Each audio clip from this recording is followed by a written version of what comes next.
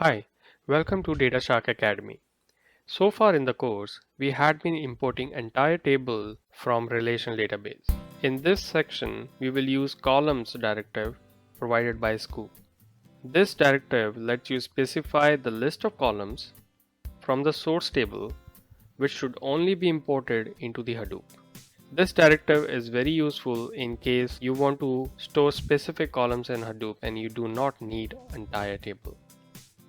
This will also reduce the amount of disk space your data will need on Hadoop after import. In order to use this column, you need to specify the list of columns within double quotes, and the order in which these are specified in your command, the same will be the order in which the data will be stored in Hadoop. Alright, so let's try this in our terminal. So we'll open the terminal and it will be sqoop command. Alright, so we'll connect to Sqoop database, username root, password Hadoop, and table will be employees,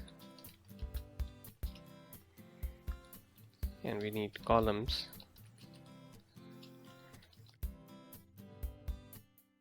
It's an employee number, first name, and last name.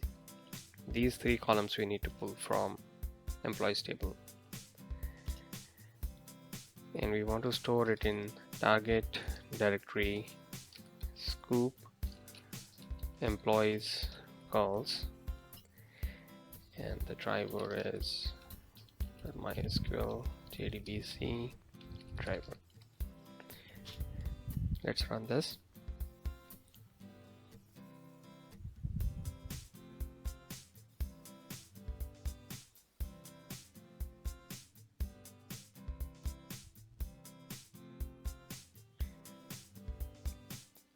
So here again you see that it's running select star from employees, not specific columns.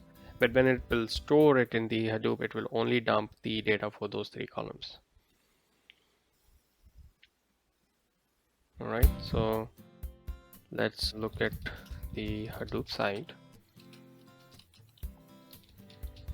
Our table is employees calls. Alright, so we have 4 files. Let's open one of them.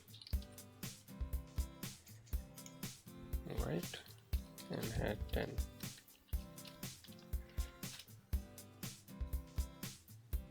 Alright, so as you can see now, instead of having all those columns from employees, we are just importing 3 columns, which are employee number, first name, and the last name. Alright, so this is very helpful and you might be using it in real world a lot of the times. So just keep in mind that you have an option in Sqoop to import specific columns also. Now try this out on your side, and if you have any questions or issues, let me know. Thank you.